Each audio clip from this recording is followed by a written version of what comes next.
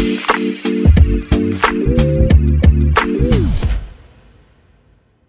right, we're back here on the Chase Most podcast, taping this on a Wednesday afternoon. First timer on the podcast because there's nothing any Blackhawks writer wants to do more in his downtime than talk about the 2022-2023 Chicago Blackhawks. But that's what we're going to do on this podcast. Tab Bamford is here. Tab, good afternoon, sir. How are you?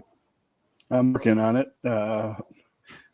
The team could help that, but I don't think they're going to help that until the draft happens in late June. So I'm always curious, like as someone who covers the team and like I've never been on a beat, but I wonder, do you enjoy, because there's like different strokes for different folks, but do you have more fun covering a winner? Is it more interesting to get more stories covering a loser?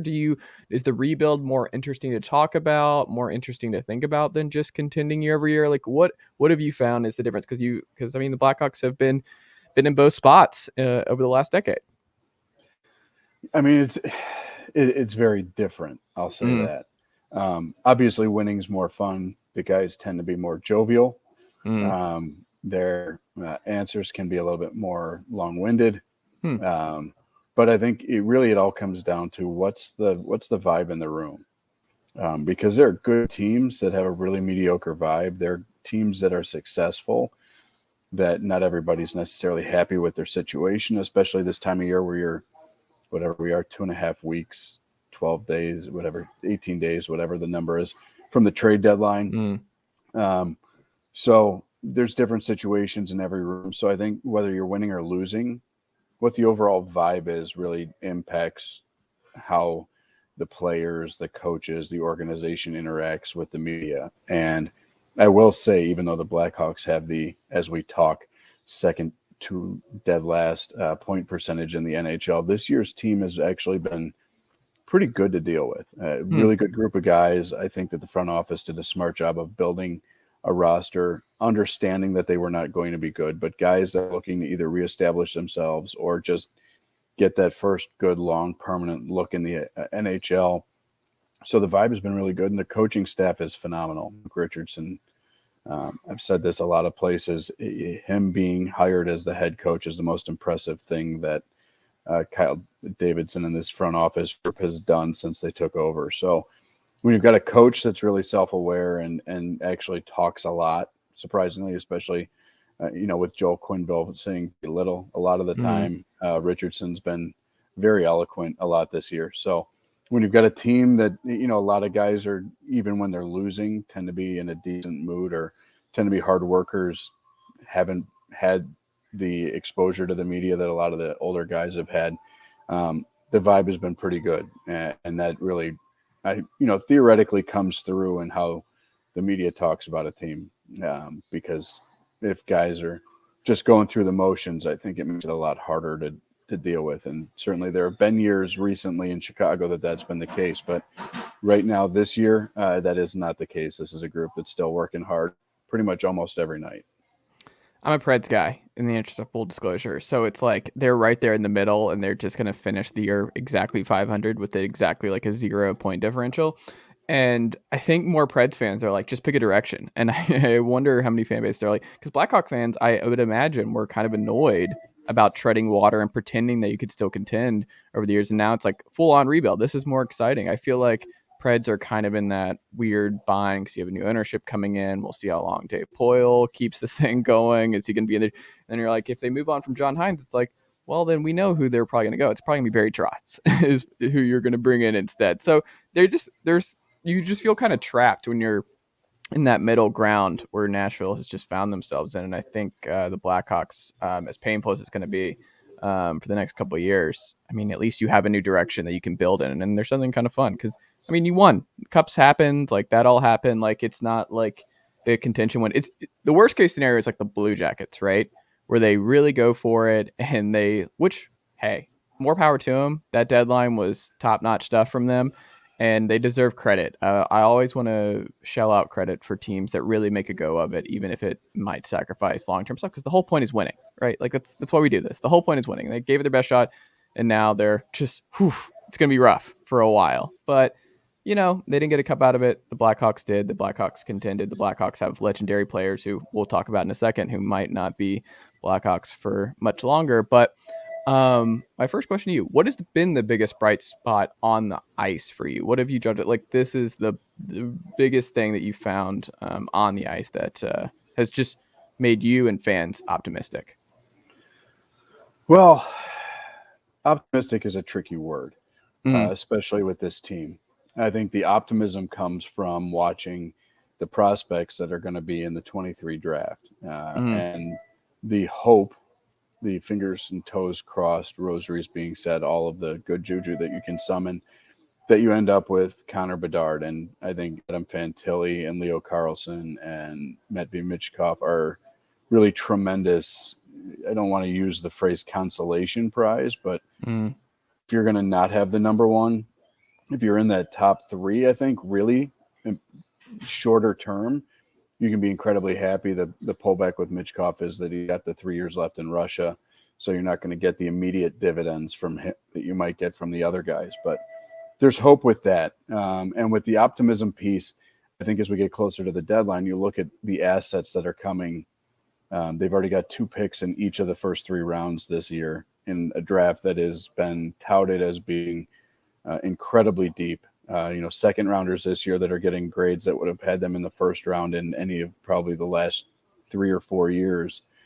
So the optimism comes from that. The other optimism comes from Kyle Davidson has, by all accounts, done a really incredible job with what he's done acquiring assets thus far. When you look at guys like Taylor Radish, who's having a career year, very impressive. When you look at all the draft picks that he stockpiled with the trades of guys like DeBrincat and Doc at the draft last year, and Frank Nazar has only played in 2 games. He scored a goal.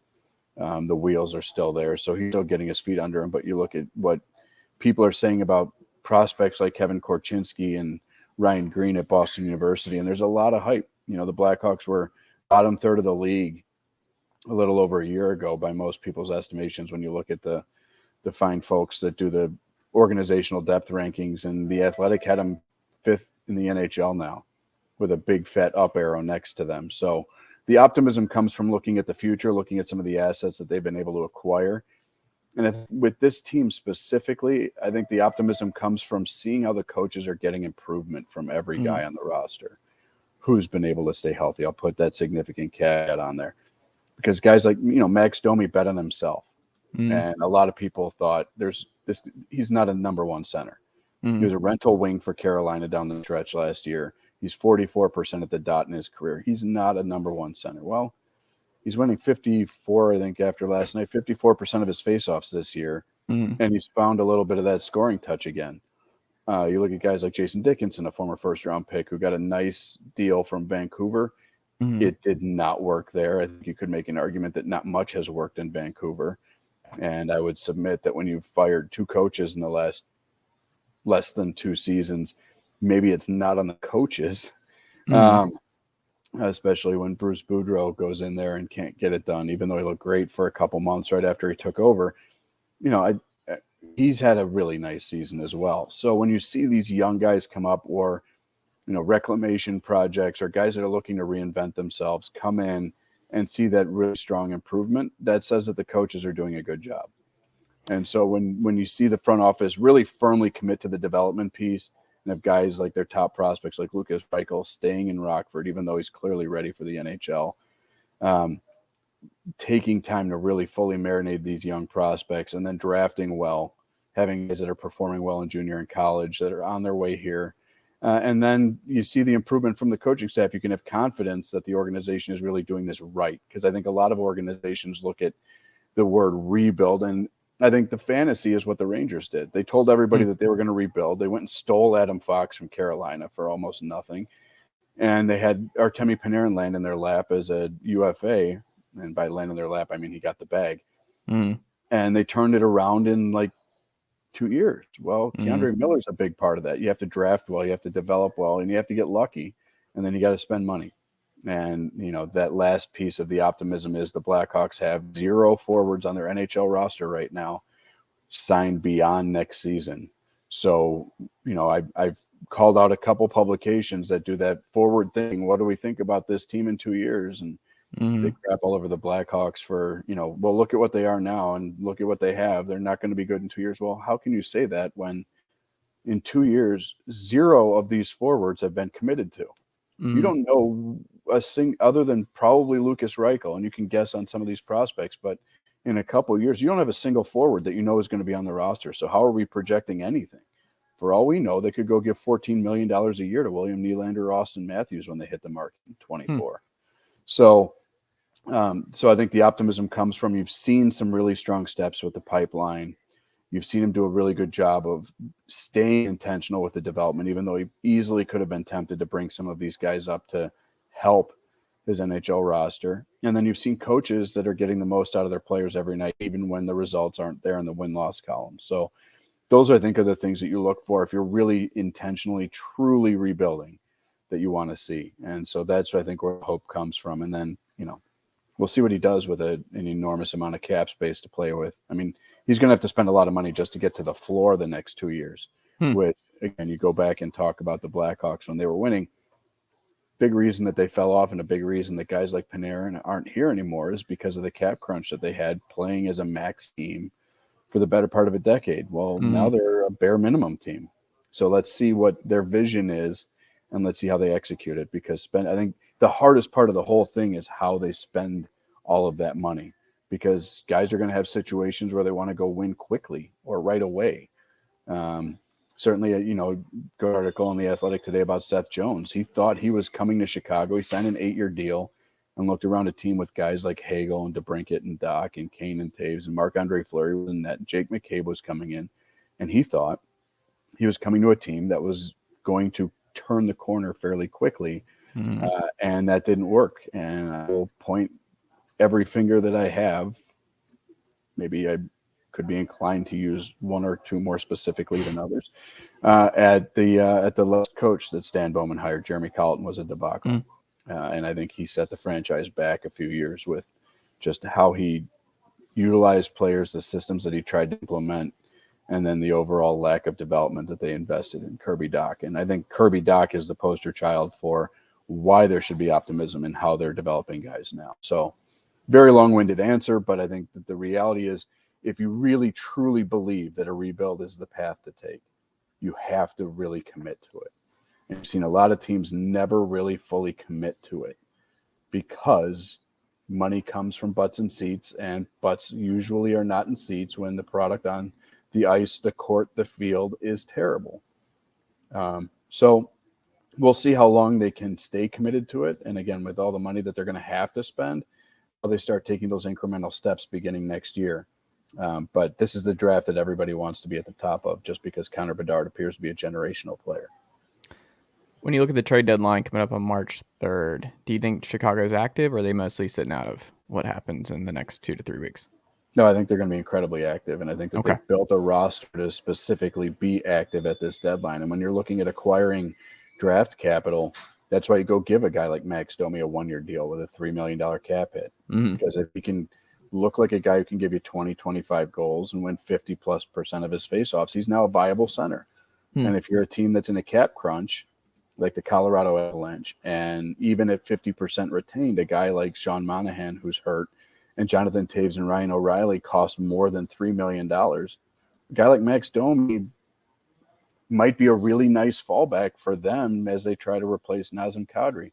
They've got young guys, again, like a Sam Lafferty, who's finally getting a full crack in the NHL since they got him from Pittsburgh, who is doing a really nice job. He plays with a ton of pace. And I think that there are going to be teams that line up for a guy that's barely making $1 million with another year of control.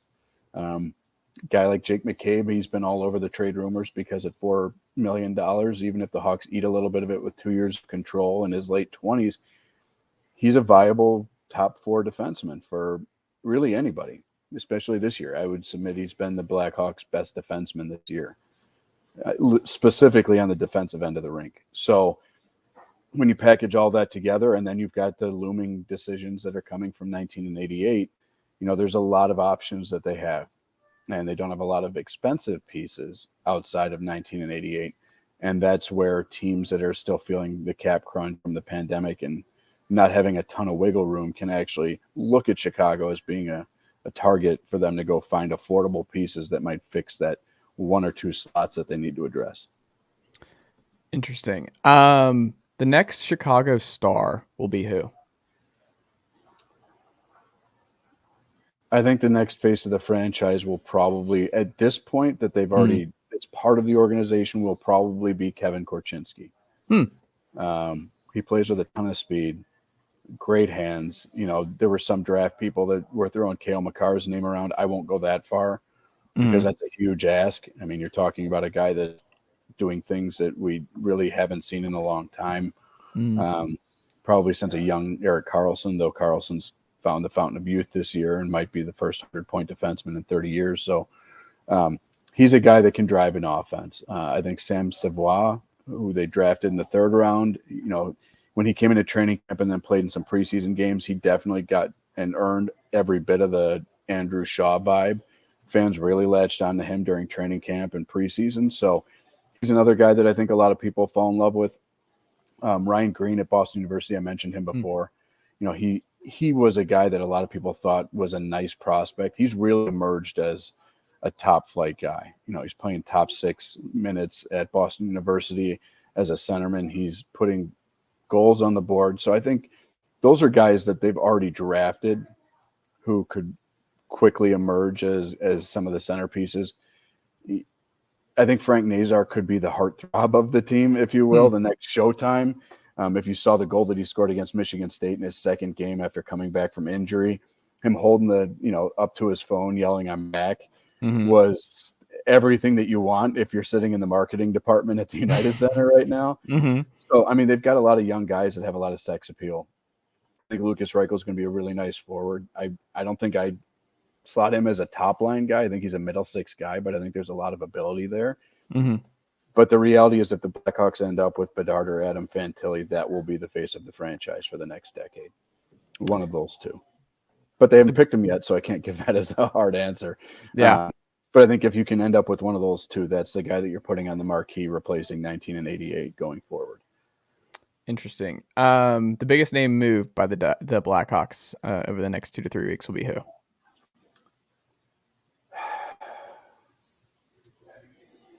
My heart doesn't want to say it, but my brain is telling me that it's going to be Patrick Kane. Where do you think he goes?